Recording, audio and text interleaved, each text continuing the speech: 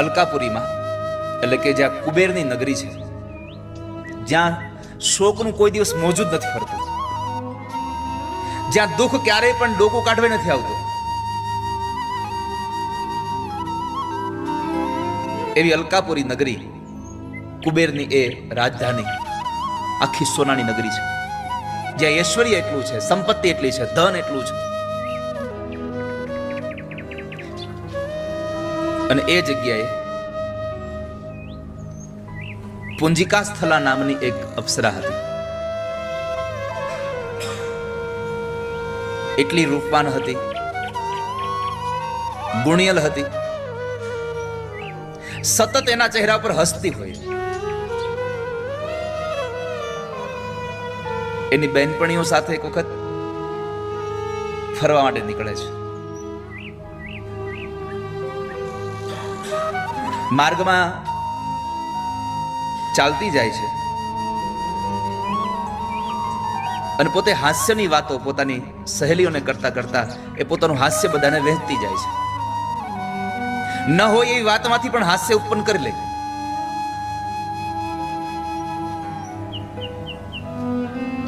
સાહિત્યકારો જ્યારે ઓલા હાસ્ય કલાકારો તમને કહે છે ખબર છે, તમે નજર કરો ત્યાં તમને હાસ્ય મળે.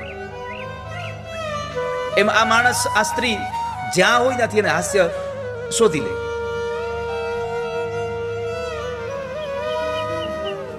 એમાં બરાબર માર્ગમાં ચાલી જતી હતી અને એમાં એક તપોધન મુનિ સામે મળ્યા. પોતાનું શરીર આખું એને પોતાના તપની અંદર કૃશ કરી નાખ્યું છે, એટલું તેજ હતું. શરીર ભલે કદાચ પતલું થઈ જાય ઉપવાસ કરીને, પણ એ ઉપવાસનું તેજ એટલું વધી જાય ને કે તમારા શરીરની આભા વધી જાય. ખાલી જાડા હોય તો જ આપણે હારા લાગીએ એવું ન હોય, પણ આપણા શરીરની આભા એવી હોવી જોઈએ કે સામેવાળો માણસ એ આભાથી પ્રસન્ન થઈ જાય. તો મુનિ ચાલ્યા આવતા હતા ને એ તેજસ્વી પણ હતા. આ તો હસતા હસતા જતા હતા, પણ એમાં બન્યું એવું કે બરાબર એ મુનિ ઉપર એની નજર પડી અને મુનિનું મોઢું જરા કદરૂપું હતું. એને જોઈ અને આ પુંજિકા સ્થલે હસે છે. જો એ હસવાનું એમને એમ ખાલી મૌન રહ્યું હોત તો વાંધો નહોતો, પણ એની આંખો એના નેત્રના સંકેતથી એને પોતાની બહેનપણીઓને પણ બતાવ્યું અને પછી હસે છે. આ દ્રશ્ય એને બરાબર આ મુનિએ જોઈ લીધું કે મારા ઉપર હસે છે. આંખના ઈશારાઓ થઈ ગયા,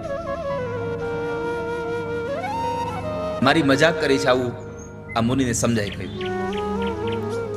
ક્રોધ આવ્યો.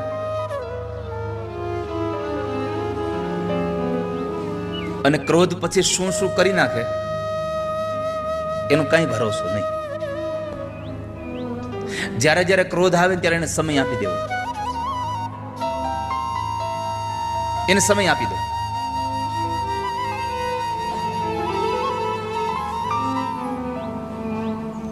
મુનિની આભા જોઈ અને પુંજિકા સ્થલે સમજી ગઈ છે કે કદાચ મને શ્રાપ મળી જશે, એટલે એને ક્ષમા માગી, માફી માંગવા આવી ગઈ છે. પણ ક્રોધ એટલો બધો અંદર વ્યાપી ગયો હતો કે તપોધન મુનિ બોલ્યા છે કે તારો સ્વભાવ ચંચળ છે, વાનર જેવો છે, અને તે મારી મજાક કરી છે. હું તને શ્રાપ આપું છું કે તું મૃત્યુલોકમાં વાનરીઓમાં જન્મ લઈશ અને વાંદરી રૂપે તને આ સંસારમાં જન્મ મળશે. પુંજિકા સ્થલી પગે લાગવા લાગી, ક્ષમા કરી દો, ક્ષમા કરી દો, મારી ભૂલ થઈ ગઈ. એક નાના એવા અપરાધનો આટલો મોટો દંડ આપશો તમે મને? આ સંસારમાં સાધુ સરળ સ્વભાવ હોય છે. સાધુનું હૃદય બહુ સરળ હોય છે. સૌથી પહેલી વાત કરી કે સંતોનો સ્વભાવ સરળ હોય. સરળ સ્વભાવ ને મન કુટિલાય. એના મનમાં કોઈ દ્વેષ ન હોય, એના મનમાં કોઈ જાતનો રાગ ખટરાગ કશું ન હોય. અને વાલા ભક્તજનો, આ દુનિયાના માણસના કપડા મેલા હોય ને એનો ભરોસો 1000 વાર કરવો, પણ જેના મન મેલા હોય ને એનો ભરોસો 1 વાર ન કરવો કોઈ દિવસ. કપડા મેલા ચાલે, મન મેલું ન ચાલે.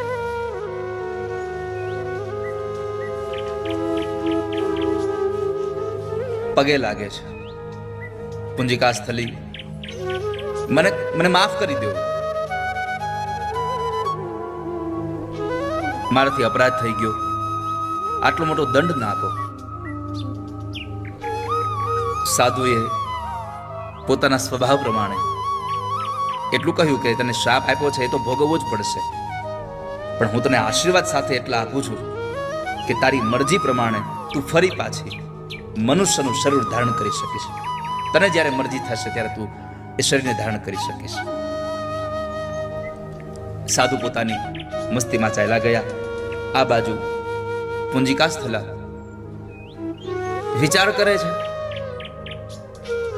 કે મારે સ્વર્ગનું સુખ છોડી અને એક આ મૃત્યુલોકમાં વાંદરું થઈને જવાનું, આ દુઃખ ભોગવવાના. આમ વિચાર કરતા કરતા કરતા ડૂબી ગઈ, મૂર્છિત થઈ ગઈ, પડી ગઈ. એની સખીઓ જે સાથેથી સહેલીઓ એ બધી એની સેવા કરે છે, એને જગાડવાના પ્રયત્નો કરે છે. પ્રયત્નના અંતે જ્યારે જાગે છે, ઉઠતાની સાથે જ સૌથી પહેલો શબ્દ બોલી છે કે મારા રોમે રોમમાં મને આનંદ છે, મને રોમે રોમમાં મને આનંદ છે, મારો આખા શરીરમાં મને આનંદનો અનુભવ થઈ રહ્યો છે. એટલે સખીએ પૂછ્યું કે હમણાં તું મૂર્છામાં હતી અને તને આનંદ શેનો થઈ રહ્યો છે, શું થયું તને? તો કહે છે કે હમણાં જ મારા કાનમાં કોઈ મને કહીને ગયું છે કે તું આ સંસારમાં જ્યારે મૃત્યુલોકમાં એક માણસ, એક વાંદરી બનીને આવીશ, આ મૃત્યુલોકમાં તારો જન્મ થશે ત્યારે તું તેજસ્વી પુત્રની માં બનવાની છે. આવું મારા કાનમાં કોઈ કહીને ગયું છે. આ વાતને વારે વારે સ્મરણ કરે છે, અને તમે જે વાતનું વારે વારે સ્મરણ કરો ને એ વસ્તુ તમારા જીવનમાં બને છે. અપ્સરા સતત એ વાતને વિચારે છે કે હું એક તેજસ્વી પુત્રની માં થવાની છું, હું તેજસ્વી પુત્રની માં થવાની છું, હું તેજસ્વી પુત્રની માં થવાની છું. આ શ્રાપ મળ્યો વાંદરી થવાનો કારણ શું હતું? એક ખાલી હસવાનું કારણ હતું.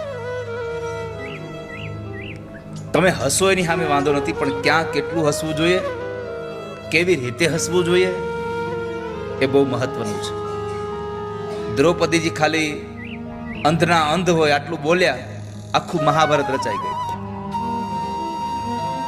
તમારા શબ્દો, તમારું વર્તન, તમારો હાવભાવ, આ બહુ બધું તમારું પરિણામ બદલવાની તાકાત ધરાવે છે.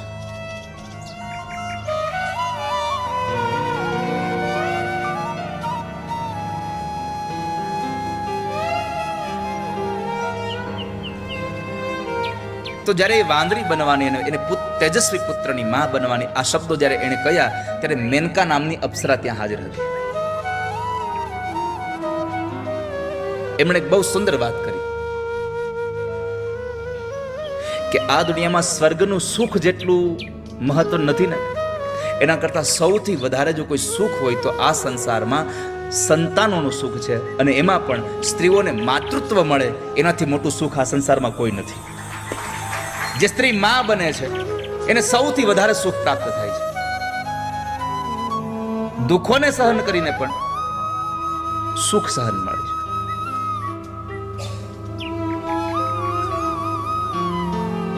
પુંજિકા સ્થલાને મનમાં આનંદ થયો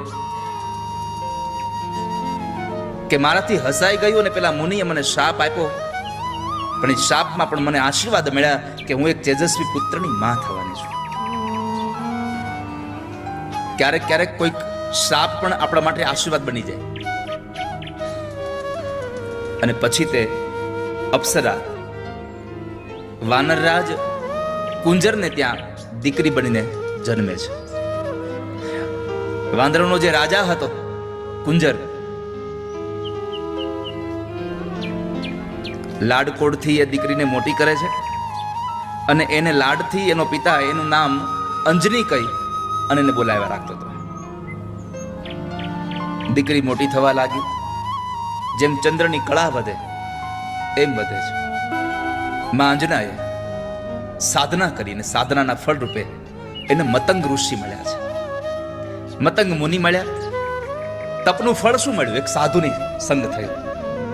સાધુ મળ્યા, એને કહ્યું કે મારે એક સંતાન નથી, મારે સંતાન જો શું કરું? એને કહ્યું તું ભગવાન શિવ અને પવનની, વાયુદેવની તું ઉપાસના કર, તને પરમાત્મા મળશે.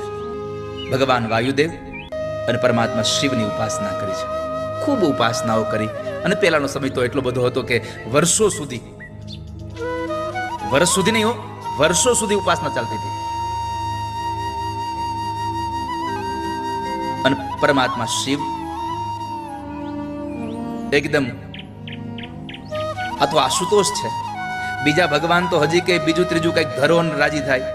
આ તો એક ચપટી ભભૂત મેં હે ખજા ના કુબેર કા. પરમાત્મા શિવને પ્રાર્થના કરે છે. અને ભગવાન શિવ ભલે સંહારના દેવતા છે, આ સંસારનું બધું ડિસ્ટ્રોય એ કરે છે, પણ છે તો કરુણાનો અવતાર હો. એક તો કરુણાના અવતાર છે ને, સંસારમાં જેને કોઈએ ન સ્વીકાર્યા એને ભગવાન મહાદેવે પોતાના ઘરેણા બનાવીને પોતાના અંગ ઉપર રાખ્યા. આટલા કરુણાના અવતાર ભગવાન મહાદેવ પ્રસન્ન થયા. અપ્સરાએ કહ્યું, માં અંજનીએ કહ્યું, પ્રભુ મારા પર કૃપા કરો. ભગવાન મહાદેવ કહે છે, માગો, શું આપું? પ્રભુ તમારા જેવો તેજસ્વી દીકરો મારે ત્યાં થાય એવી કૃપા કરો મારા ઉપર.